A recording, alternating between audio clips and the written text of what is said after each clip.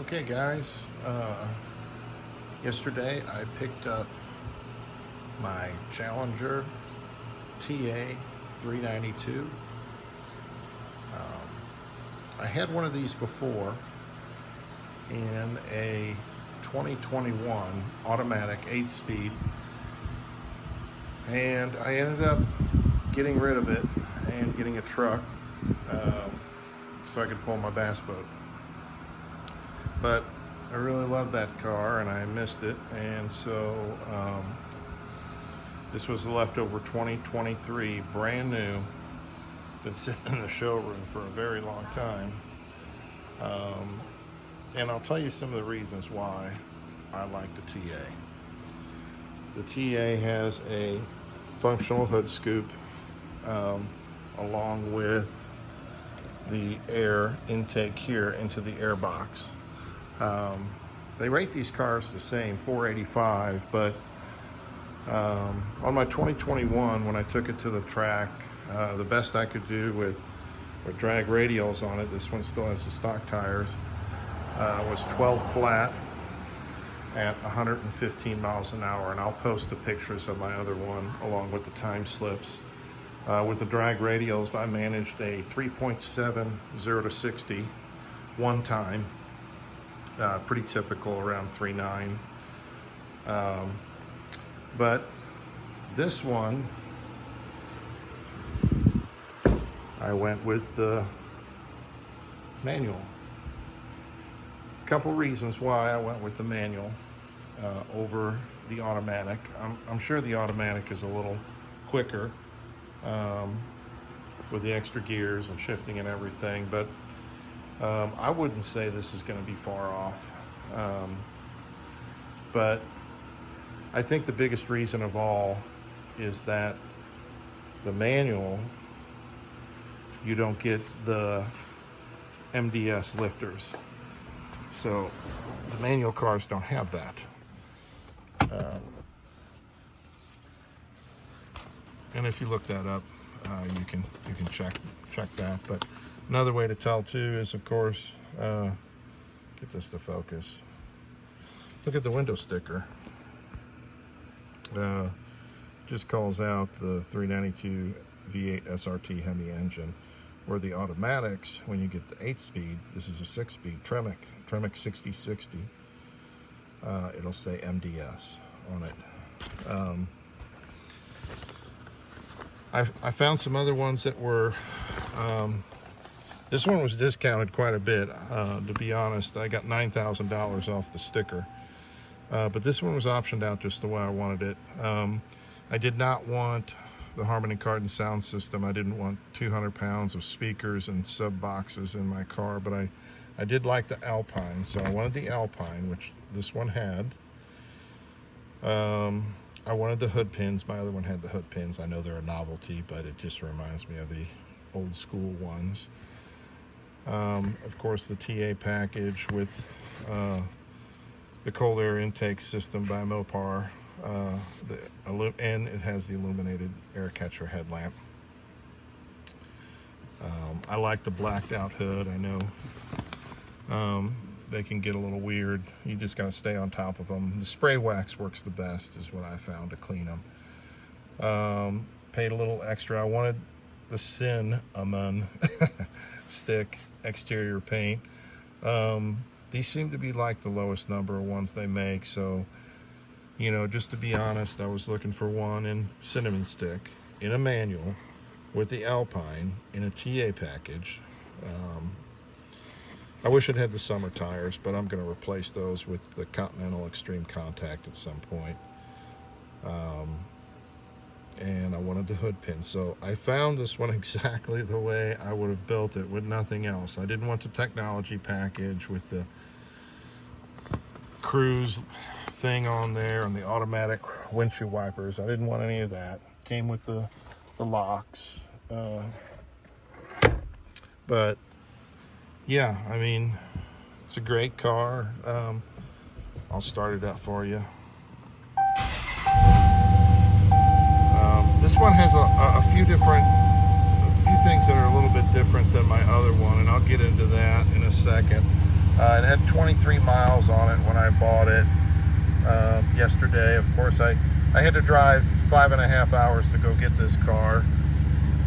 So good break-in period on the way back. I could vary my speeds and get it broke in. You're not supposed to do like high RPM according to the owner's manual, you know, till like 500 miles, although they said once you hit 300, you know, go ahead and start getting on it. But yeah, I mean, great car. I had a Chevrolet Trail Boss with a 6.2. It was pretty quick too for a truck. But it had those lifters in there, and I'll tell you what, I was starting to get a little bit of a noise with those things, so I was like, I'm gonna go ahead and get rid of it, and I'm gonna get me another Challenger before they're all gone. So let me get into the differences now from my other one. So my other one was an automatic, so of course it had on the driver's modes, it had the transmission that would change with it.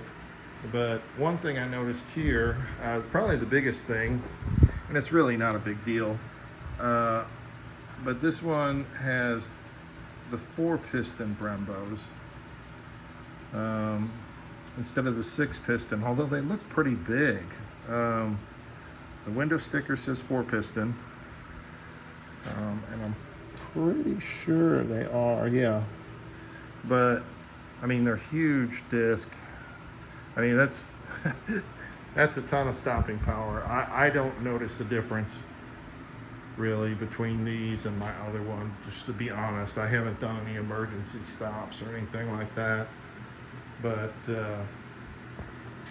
and of course the rotors did have some slots in them on the 6-piston, and they were a 2-piece rotor. So I mean, if you do plan on keeping it for a while, just to be fair, I think the 4-piston is probably better. And I'll tell you why. For one, weight savings.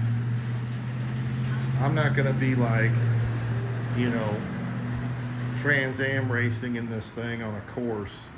You know, I'm just going to be doing like quarter mile with it. And obviously this setup probably weighs less than the 6-piston setup. Maybe not by much. I mean, you guys can correct me if I'm wrong in the comments. And the same thing with the stereo. You know, you don't have that 200 pounds worth of extra weight with the speakers and the sub box and the amps. The Alpine 9 speaker sounds great. You know, honestly, I think it sounds just as good. The other one almost has too much bass.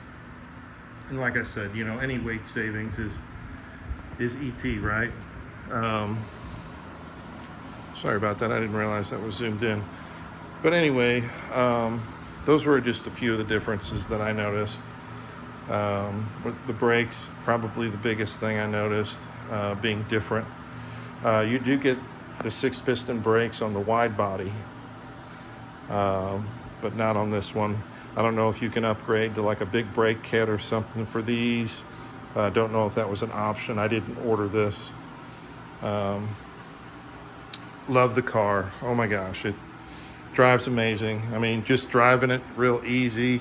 You know, take it off in first gear, then you put it in second gear and roll on the gas, and it just break them tires loose. Lots of fun, you know, and you're not even really like getting crazy with it. So anyway, big St. Louis Blues fan, originally from St. Louis. Yeah, great car. You know, getting a little bit older, so I wasn't sure I wanted a manual, but when I saw they didn't have the MDS lifters in here, that way if I want to do a cam swap in here at any point in time, you know, I don't have to replace all the lifters and do all the other stuff. I can just do a cam swap. And, you know, theoretically, without those lifters in here, this thing should last longer. We'll see how long I keep it. I tend to trade cars quite a bit. maybe I'll just keep this and buy an older truck too or something. But love the car, really great. I'll run through real quick. You know, one thing I just wanted to see, maybe everybody knows, but has anybody, you know, back in the day, you know, the old cars, they were just wider in the back, right? I wonder what it would look like if you put the wide body kit there, ran the 11-inch rims, you know, with some Nittos or some extreme contact tires on there, what that would look like if it was just widened out in the back only. That'd be pretty badass, I think. I don't know, I'd have to see it. Maybe somebody's got some pictures, or maybe somebody can Photoshop that and post a picture, because, you know, that was something that was going through my mind. You know, it'd be very unique. Let me go ahead and let me start this back up again.